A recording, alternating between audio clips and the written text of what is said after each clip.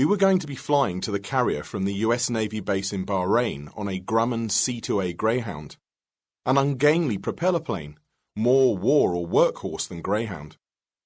There was nothing sleek or speedy about it. The sky was doing what it always did at this time, waiting for the sun to show up. The sun is the only thing that happens to the sky in this part of the world. That and the stars, which were nowhere to be seen. The temperature was pleasant. A few hours from now it would be infernal. 16 passengers, all Navy except for me and the snapper, gathered round the back of the Greyhound, also known as a COD, Carrier Onboard Delivery, listening to the safety briefing. Our luggage had been weighed and taken away for loading.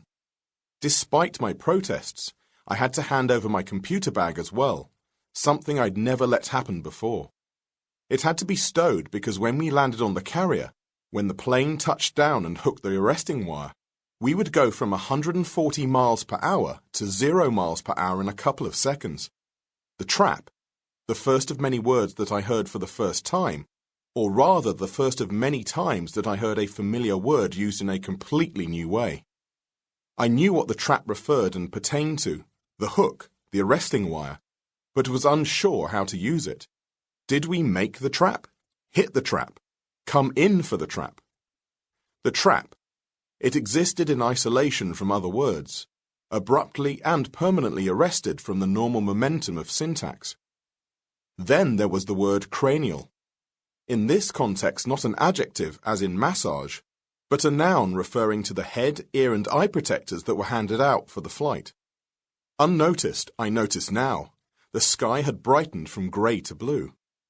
We put on our float coats, carried our cranials and filed onto the plane. There were 2 seats on either side of the aisle, all facing backwards, and 2 windows on either side of the fuselage, each the size of a dinner plate. It was not the sort of environment in which one could complain about the lack of legroom, though that was one of the striking features of this aircraft. Others were fumes and noise. The ramp we'd walked up winched itself closed and sealed us in. Further safety checks were made.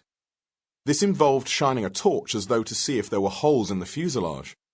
There must have been more to it than that, but holes in a fuselage are good things to check for, obviously. The woman who made these checks was the military equivalent of a flight attendant. She was wearing a sand-coloured flight suit, looked as tough as a woman in an Annie Proulx story. There was nothing of the trolley dolly, nothing chicken or beef, or doors to manual about her. But when she sat down in front of me, prior to takeoff, I saw that her hair had been plaited and pinned into a tight bun on the back of her head. The Navy allowed women to keep their hair long. I wasn't surprised exactly, just pleased that's how things were. We were not taxiing, but a noisy increase in power had taken place, and the noise was deafening. I'd thought the noise was deafening when we'd first boarded, but back then I didn't know anything about noise or deafeningness. It sounded like the flight of the Phoenix. Felt like it too, even though we were not actually moving, let alone flying. This was the moment, evidently, to put on my ear-pinching cranial.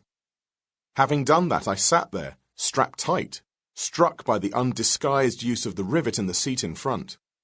Everything in the plane was ripped, scuffed, scratched, stripped. Tubes, pipes, cables, and superstructure were all laid bare. Commercial passenger planes from the world's poorest countries outdid this one when it came to frills. Even to compare this plane to anything in the fleets of the budget airlines of the West would give a distorting impression of luxury. Passenger comfort was not a factor in any part of the design process.